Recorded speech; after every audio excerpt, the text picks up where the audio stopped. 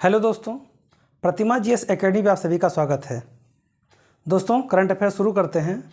उसके पहले आप लोग लाइक कर दें, अपने दोस्तों को शेयर कर दें और जिन दोस्तों ने अभी तक हमारे चैनल को सब्सक्राइब नहीं किया है वो चैनल को सब्सक्राइब कर लें। बेल आइकन को ज़रूर दबाएं जिससे कि आने वाले हर एक नए नोटिफिकेशन प्राप्त होते रहें। नंबर 1 है विश्व खाद्य दिवस। देखिए, प्रत्येक वर्ष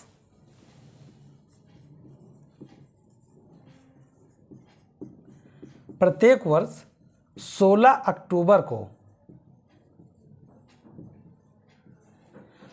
अक्टूबर को विश्व खाद्य दिवस मनाया जाता है। विश्व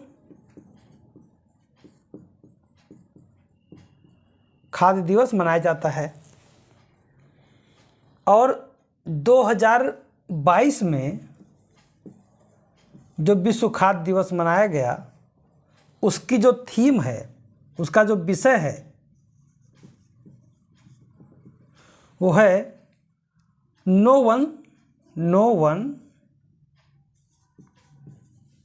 शुड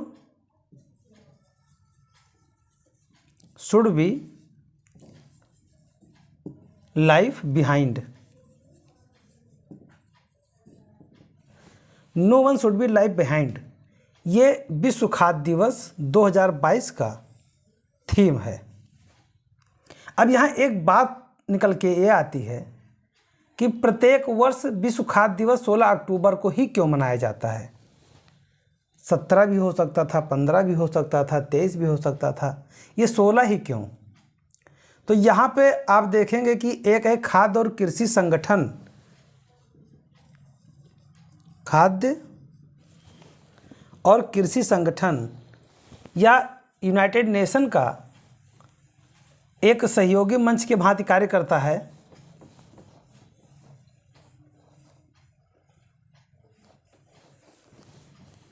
खाद्य और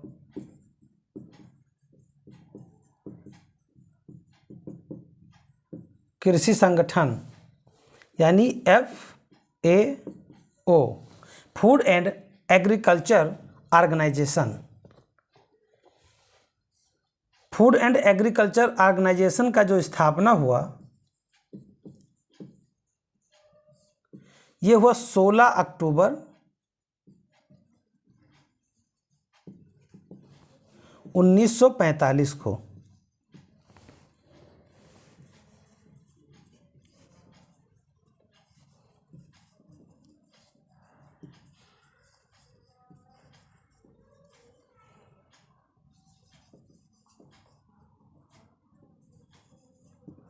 organisation food and agricultural organisation का जो स्थापना हुआ वो 16 अक्टूबर 1945 को किया गया था।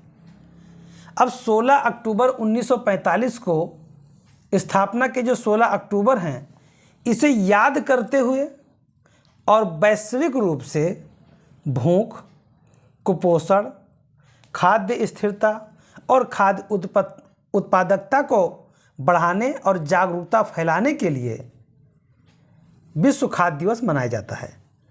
अब यहाँ पे दोनों बातें शामिल हो गई कि एक तो FAO food and agriculture organisation का हर साल ध्यान रखा जाएगा और इसके डेट को याद करते हुए, चिन्हित करते हुए जब विश्व खाद्य दिवस मनाया जाएगा तो जो इसकी प्रासंगिकता है खाद्य और कृषि संगठन का, ये भी हर साल चर्चा का विषय बनी रहेगी। फूड एंड एग्रीकल्चर ऑर्गेनाइजेशन का हेडक्वार्टर कहाँ है, मुख्यालय कहाँ है? तो ये रोम में है। और रोम कहाँ पे है? इटली में है। तो यहाँ पे फूड एंड एग्रीकल्चर ऑर्गेनाइजेशन को चिन्हित करते हुए यह कार्य किया गया है। तो आपको ध्यान रखना है कि 16 अक्टूबर को प्रत्येक वर्ष विश्व खाद्य दिवस मनाया जाता है और यह खाद्य और कृषि संगठन के स्थापना दिवस को चिन्हित करता है। इसका उद्देश्य है भूख, कुपोषण, खाद्य स्थिरता और खाद्य उत्पादकता हेतु जागरूकता बढ़ाने पर जोर देता है। स्थापना 1945 में हुआ था, हेडक्वार्टर रोम में है। इटली में। और 2022 की जो थीम है no one should be life behind. अगला पॉइंट है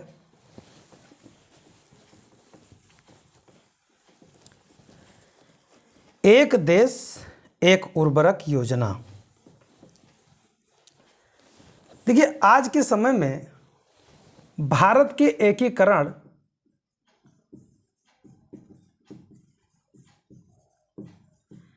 केवल भौमिक रूप से नहीं हो रहा है, आर्थिक, राजनीतिक,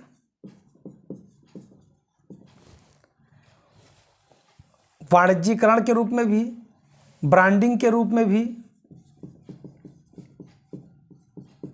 हर तरह से भारत को एक करने की कोशिश जारी है, जो कि की जा रही है।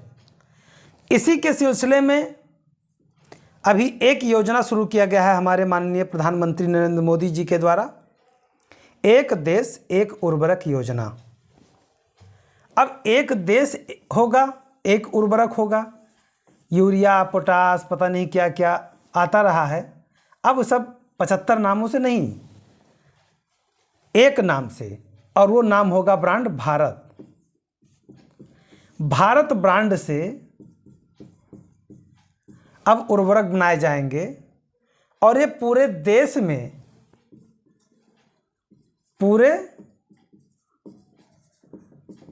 में अपना कार्य करेगी। यानी कि किसानों के लिए फ़ायदेमंद, उनको ज़्यादा प्रकार की चीज़ों की आवश्यकता नहीं होगी, और जब ब्रांड के रूप में भारत ही रहेगा तो अलग ब्रांड के पीछे भागने की आवश्यकता भी नहीं होगी।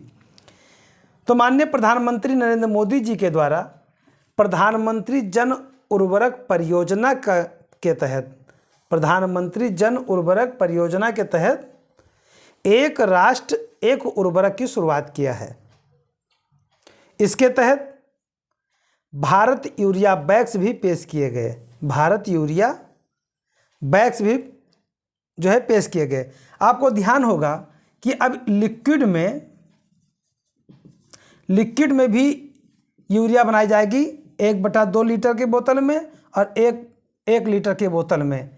इससे क्या होगा, अगर 5 बीघा आपको वहाँ पे खाद छिड़कना है तो आधा लीटर लेकर के आप जाएंगे और आधा लीटर पानी में घोल बना करके छिड़क देंगे। अब आपको एक बोरी 50 किलो की लादने की ज़रूरत नहीं है। पहले ऐसी व्यवस्था आई, अब धीरे धीरे ब्रांड चेंज होने लगा है और एक भारत ब्रांड के रूप में एक देश एक उर्वरक योजना के आधार पर कार्य करते हुए आगे बढ़ेगी। इसके कंपनियों को ही ब्रांड नाम भारत दिया गया है। भारत के तहत उर्वरकों को मार्केटिंग में मदद मिलेगी, यानी अब ब्रांड नेम भी भारत होगा और उसी के आधार पर चलते हुए भारत की एकीकरण, आर्थिक, उर्वरक, राजनीतिक, हर तरह से भारत को एक करने की कोशिश की जा रही है। तो ब्रांड नेम भारत है, याद रखिएगा। मोदी के द्वारा प्रधानमंत्री जन उर्वरक परियोजना एक राष्ट्र एक उर्वरक की शुरुआत किया गया है। भारत यूरिया बैग भी पेश किया गया है और इसके कंपनियों को ही ब्रांड नाम भारत के तहत मार्केटिंग में मदद मिलेगा। अगला पॉइंट है दुनिया की पहली उड़ने वाली बाइक। कुछ दिन पहले चर्चा में था, मैंने बताया भी था, लेकिन दुनिया की पहली उड़ने वाली बाइक जापान ने बनाया है। जापान की एक कंपनी है एयरबिन्स,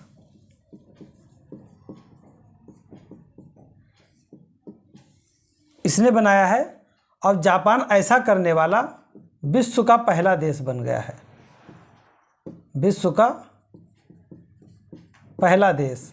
अब बाइक खरीदो और उड़ जाओ आसमान में। धूम 3 में, धूम 2 मूवी में देखा होगा, उड़ रही है, जा रही है, पता नहीं क्या कर रही है। तो समझ लीजिए कि जापान ने एकदम सामने ला करके खड़ा कर दिया है। बाइक का नाम है Turismo hover bike, Turismo hover bike.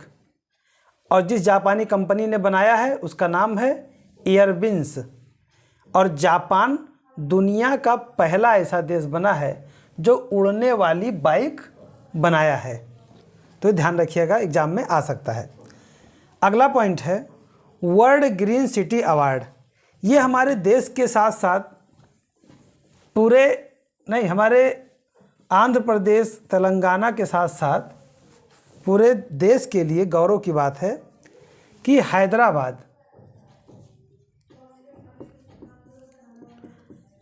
Hyderabad Telangana की राजधानी है, इसे विश्व ग्रीन सिटी अवार्ड के लिए चुना गया है। यह एकमात्र शहर चुना गया है 2022 में, और सबसे बड़ी बात है कि भारत का एकमात्र शहर है, भारत का पहला शहर है जिसे वर्ल्ड ग्रीन सिटी अवार्ड 2022 से सम्मानित किया गया है। वर्ल्ड ग्रीन सिटी अवार्ड 2022 से सम्मानित किया गया है। और ये कहाँ सम्मानित किया गया है? दक्षिण कोरिया के जेजू में। दक्षिण कोरिया में एक जेजू करके शहर है, वहाँ पे 14 अक्टूबर को एक समारोह, एक कार्यक्रम आयोजित किया गया था और उसका नाम है international association of horticulture producers 2022 world green city award. इतने बड़े नाम से आयोजन हुआ था। International association of horticulture producer 2022 world green city award में हैदराबाद को यह पुरस्कार प्राप्त हुआ। यानी world green city award 2022 Hyderabad को प्राप्त हुआ और हैदराबाद को तेलंगाना हरिताहरम कार्यक्रम के लिए चुना गया था। तेलंगाना ने एक कार्यक्रम चलाया था तेलंगाना हरिताहरम कार्यक्रम, उसके लिए चुना गया था क्योंकि हैदराबाद इस समय विश्व के जाने माने कुछ चुने हुए जो शहर हैं उसमें से आता है एक, जो बहुत ग्रीन और स्वच्छ और सुथरा के रूप में सामने आता है। तो दोस्तों, मैं अपने क्लास को समाप्त करता हूँ। धन्यवाद। जय हिंद, जय भारत।